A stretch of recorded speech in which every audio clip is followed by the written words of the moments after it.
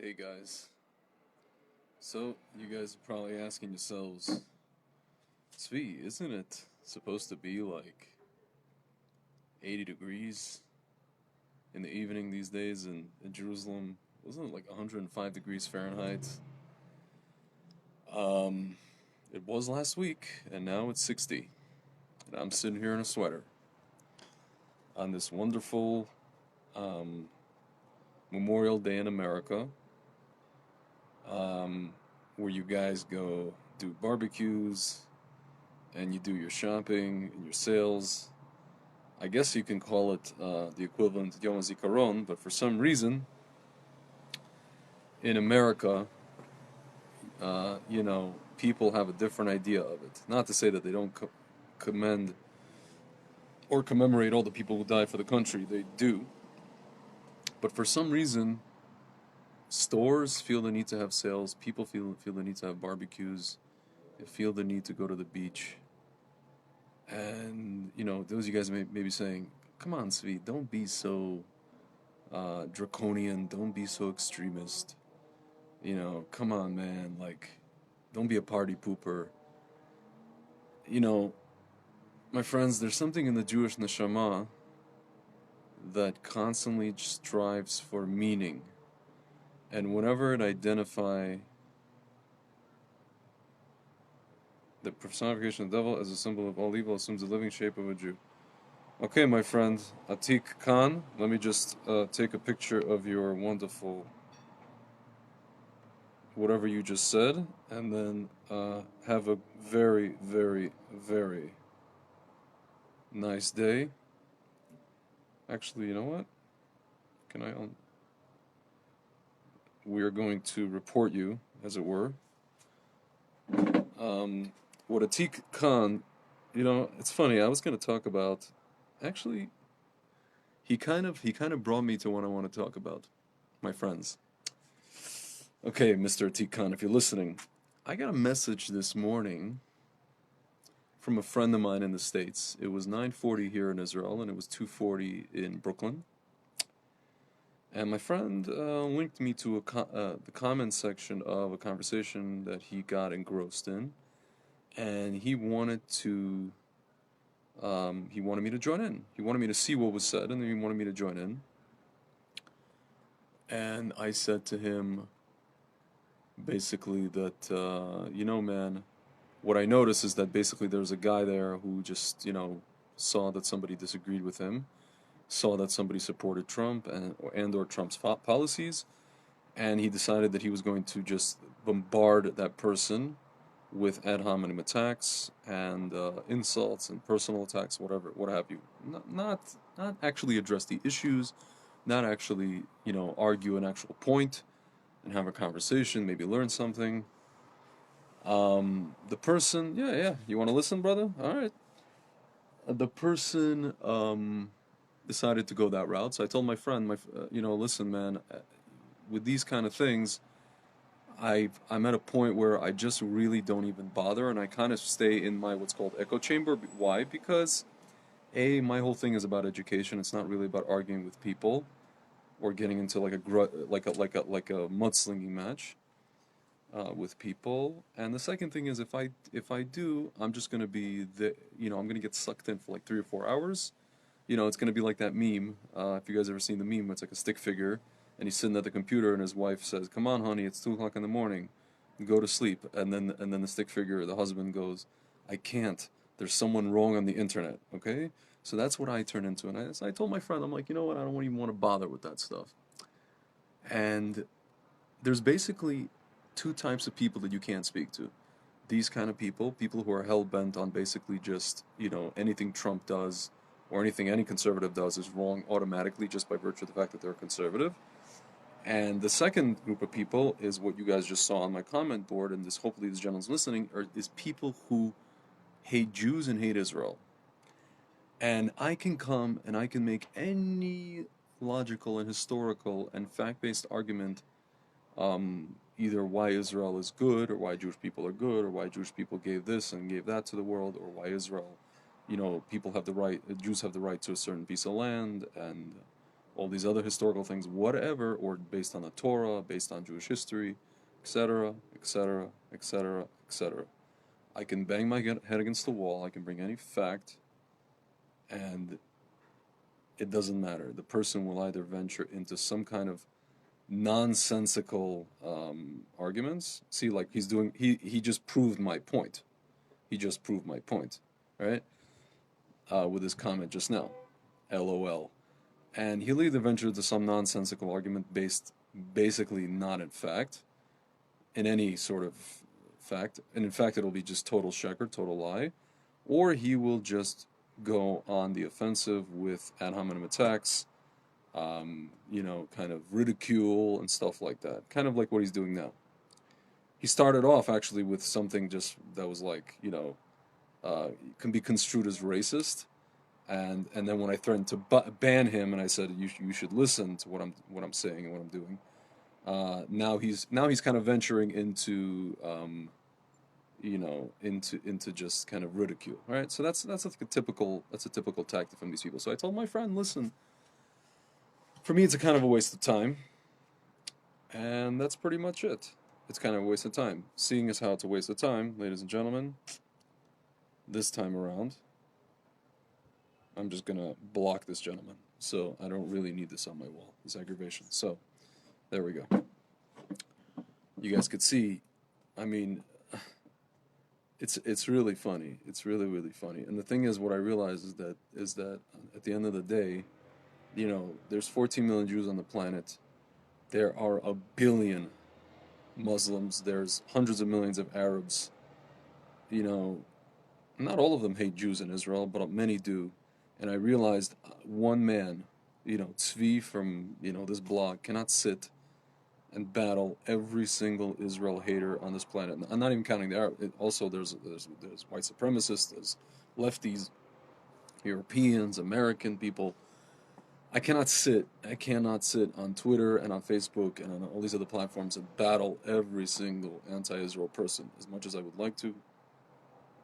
Just kind of have like a, I guess a catch-all bat signal. It's virtually impossible, my friends. It's virtually impossible. So, what I told my friend who messaged me this morning, I said to him, it goes to show that what you're seeing right now in the political sphere with these people, this whole what's called TDS, Trump derangement syndrome, whether it's just any kind of derangement syndrome where people just literally refuse to listen to facts and actual, to actually have a conversation with you, a discussion, where they just venture into ridicule and or ad hominem attacks or personal attacks, what have you, right? It just goes to show that we're at a point, just in civilization, where basically creation is broken. And my rabbi says, Rav Dror, he says, when Mashiach comes, right, and he's going to fix, or Hashem is going to fix creation. Anything that's broken, everything that's bent right now. So, and you guys may say, like, well, how's that even possible? If God is perfect, Hashem is perfect, and He created this world, how is it that creation is broken? That doesn't make any sense. Well, my friends, all you guys need to do is look at the story of Noah, right? All you guys need to do is look at the story of the Tower of Babel, of Nimrod, of the world that Avram Avinu lived in, Sodom and Gomorrah. Look at all these instances in the Torah where you clearly see that humanity has the capacity, and actually it's something that Hashem built within us, and it has to do, again, going back to the story of Adam and Hava and eating from the tree and the Nachash and the snake. Deep reasons why basically it's embedded in humanity to every so often ruin creation or bend or break certain elements of creation for us to do the tikkunim, for us to do the fixings, right? So right now, for example, it's funny, I was talking to my friends and we were talking about, like, whatever, all of these events that were supposed to happen, especially in the Jewish world, where you kind of get all this stuff. Oh yeah, I grow a beard like I've never seen before. That's right, my friend.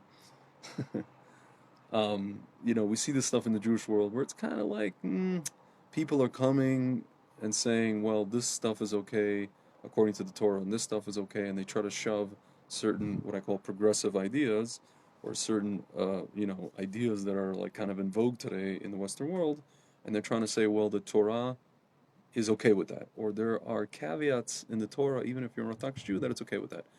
And obviously, it's not true. The Torah is not okay with that. Hashem's not okay with that. And now we see with Corona, like there were supposed to be all these events and all these parades and all these things and all these wonderful things that basically de facto got canceled, right? And we're gonna have a summer that we're not gonna have this stuff, right? We're just not gonna have this stuff. And you can't blame people for canceling it. You can't blame people who are against it for going against it. You know, Hashem just basically did it, right? He used whoever he wanted. Just one second, let me clean this. He used whoever he wanted, whatever he wanted, to basically cancel this.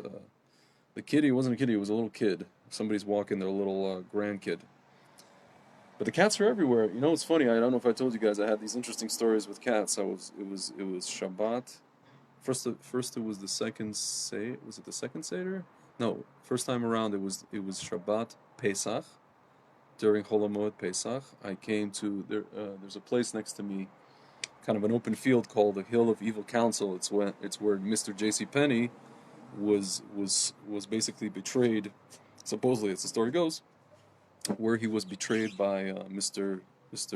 What's his name, Judas, and to these like corrupt Kohanim, corrupt priests, and if you go there, there's always like animals running around, cats.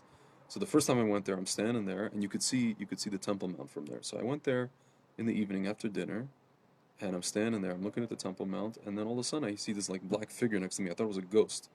I turn around, it's a cat. It's a black cat at night. There's no lights, and he sits like in front of me. He starts looking at what I'm looking at, Har Bayis. He turns around, looks at me, looks at Har Bayis, looks at Temple Mount, sees something, in the distance, and runs away. The second time, and I think he mounted me. The second time this happened, it was like I think a week later or 2 weeks later, I come to the same place, and there's another cat, a white cat with black spots, sitting and facing in the direction where I'm coming from. And I come up to him. He kind of sits up on his back paws and looks at me, meows, and then sits back in I guess what you call a sphinx position, and just stares at me. And then as I'm walking away, he's still staring at me in the same direction. It's very strange. And then I spoke to a friend of mine who's kind of he's kind of a Mekubal, and he told me these guys are the protectors of your mazal, as it were. This is what cats do. They protect us the mazal. If you guys are wondering, like, for example, why ancient Egyptians worship cats, whatever, not to say that we should worship cats, but there was a certain power. Cats see certain things that we don't see. They see spiritual beings that human beings cannot pick up on. Yeah, it was actually funny. The other day I was looking out the window out of my living room, and I saw a cat literally on a hot tin roof. If you guys seen the play, and I just kind of like make a noise, and he turns around, he looks at me, and he's staring directly at me. He kind of winks one eye. It was kind of weird, and and just keeps staring at me. It was like really strange. And yeah, so that's the story of the cats of Abu Tor, the neighborhood of Abu Tor. Very interesting. Yeah, but that wasn't a cat. That was a little kid walking, I think, with his grandparents or his parents, what have you. Anyway, friends, so that's the story. Excuse me. Your mazal is a cat. Does that mean my mazal is a cat? No, my mazal is not a cat. The cat protects my mazal, but speaking of cats, my family cat, the one that lives at my parents' house back in New York,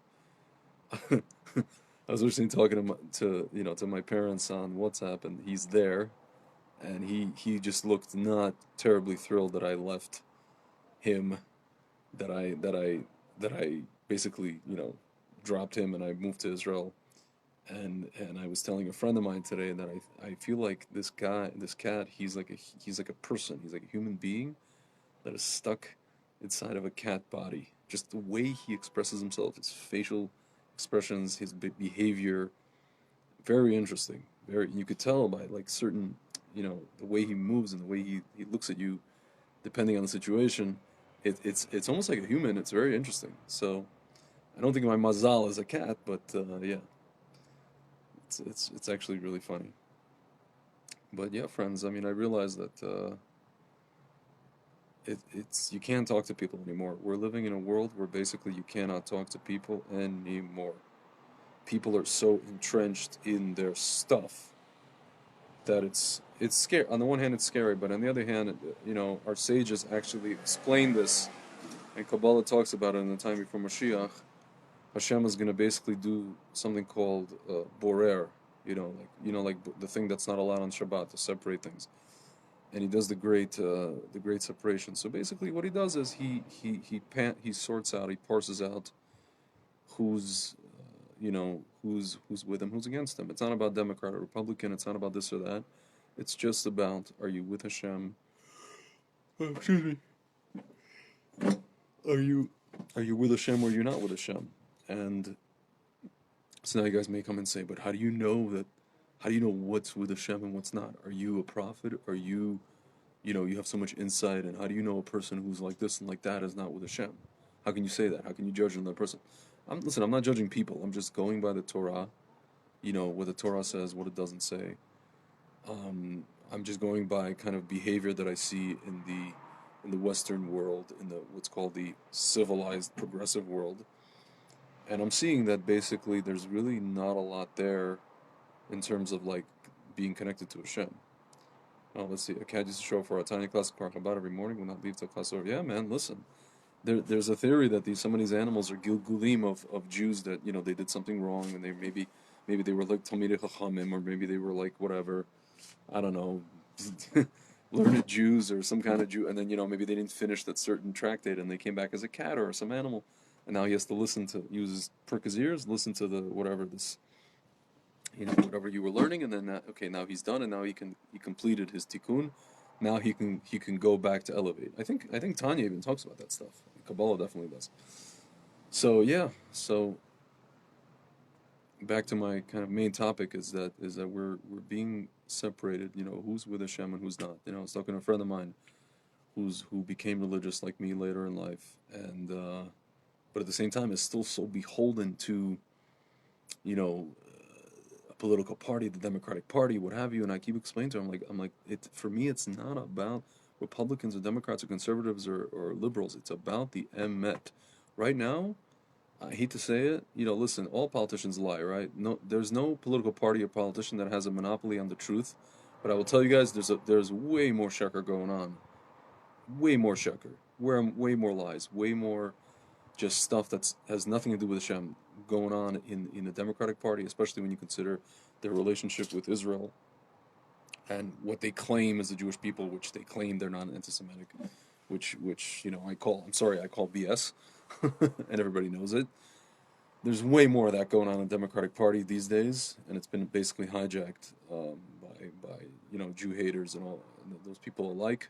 If you guys don't believe me, go back and look at the tape of the 2012 Democratic National Convention. You had to squeeze out of these people, to declare Jerusalem as the capital of Israel and to basically say the Pledge of Allegiance under God and all that kind of stuff. And it was just, you realize then and there that something really happened to. Excuse me, guys. Ugh, long day. Oh my God. Something really happened in the Democratic Party, and they were devolving into slowly devolving into just basically being the party of sheker and lies and just total, you know, I would say hypocrisy, more than anything else. Again, a friend of mine, we were just talking about the whole like movement of the Me Too movement, right? So you have, on the one hand, you have like people who are doing these things. I hate to use the word, called slut walks, where basically women are saying, "Well, we reserve the right to dress however we want," la la la la la la. But at the same time, these same people want, women's rights, equality. Don't, whatever. Don't harass me. Don't this. Don't that. And the other. So it's kind of like the whole thing is just out of whack. The whole thing is just out of whack, right? Or I was talking to a friend of mine who's reading these books, these feminist books from like let's say the 70s and 60s, right? And the person realizes herself that the feminism of today is not the same feminism that was back in the day, you know? And it's something that's morphed, what are we on, the third wave or something like that? I mean, it's, You know, guys, it's funny. I didn't want to venture into these topics, because at the end of the day, I'm a man, and it's kind of like, there's some people watching this like, oh, how dare you say this, and you're a man, you have no, what is it, right to speak on these topics, and blah blah blah blah blah. But what I'm noticing is there's not a lot of consistency. There's not a lot of logic going on. There's just a lot of doublespeak and a lot of kind of self-serving, what they call what's good for the goose is good for the gander kind of behavior, primarily coming from the left, right? And there's not a lot of self-criticism. And the people that do start doing self-criticism, which I call the what's called the classical liberals, people like Dave Rubin and other people, those people are basically, the left takes these people and they call them a traitor, and they call them a self-hater, and they basically excommunicate them, and then it gets to a point where these people, so to speak, become friends with people like myself, with conservatives and other people, and that's where we're at, my friends. That's really where we're at in society.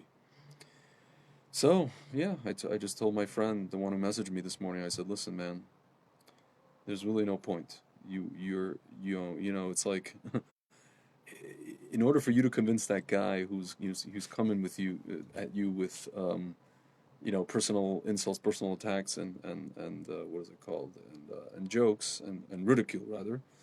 In order for you to convince him, or in order for you to have a normal conversation, I think it would be easier to, I don't know if you guys saw, there was a black hole that opened up in our galaxy recently. It would be easier for you to pull him out of that black hole that he's in, than to whatever, than to not get sucked into that black hole that we just had. So yeah, I mean that's where we're at, my friends. That's really where we are at. And I said to my friend, Zrat Hashem, very soon, and I told him, as I said before in a previous video, that everything we're experiencing right now is basically this kind of topsy-turvy, what I call cosmic, speaking of black holes, it's like a cosmic blender that we're being put through by Hashem. And really, it's in the Kabbalah talks about it. It's a necessity that everything has to be turned on its head and topsy turvy, to the point where we don't really know, we don't even recognize the world anymore, because we're being prepared psychologically and emotionally and spiritually for Olam Haba, the world to come, for a completely different world, right? And yeah, that has to happen. And that's why we're having, that's why the world is so crazy. Joe Rogan was asking the question, oh, maybe it's AI, we're being programmed to be automatons and this and that. No, we're just being rewired by Hashem for a different state of being, for a world that we're not going to recognize when this thing is through. And B'ezrat Hashem, Mashiach will come and he will fix creation and all the stuff that's bent and broken. And yeah, friends, and good will be good again, and bad will be bad, and left will be left, and right will be right, and black will be black, and white will be white. Not black people and white people, I mean the color black will be black, the color white will be white. And upside down will not be right side up, and right side up will be right side up, and upside down will be upside down, and everybody will see that and recognize that. And even if some people recognize it, they won't admit it, and then when creation is fixed, they'll actually admit it, at least to themselves, if not openly to other people. And B'ezrat Hashem, my friends, and few 30 minutes behind me, 30-minute walk behind me, there'll be a Beit HaMikdash, and we will have, we'll see. Maybe we'll have korbanot, maybe it won't be meat. Who knows? I don't know. Rav Kook wrote about the different kinds of korbanot sacrifices, so we'll see, my friends. So yeah, that's that on this Yom HaZikaron of America. I hope you guys have more of a zikaron than barbecues and sales on Amazon and stuff like that. And my friend says everyone will be Sephardic. Yeah, no, we will not be Sephardic. Everybody will be Mizrahi. Everybody will be in the east. Sephardic is Spanish. All the Jews will become Mizrahim. And I don't know if we'll keep Mizrahi customs, but we will gladly eat Mizrahi food, which is really good. B'ezrat Hashem. And yeah, turn your heads to the east, my friends. That's where it's at. Turn your heads. If you're in America, turn to the east. All right. I'll talk to you guys soon. And tomorrow, hopefully, B'ezrat Hashem, I will be broadcasting from the wonderful, green, beautiful, and once again, truly ours, Golan Heights. All right, friends. Talk to you soon.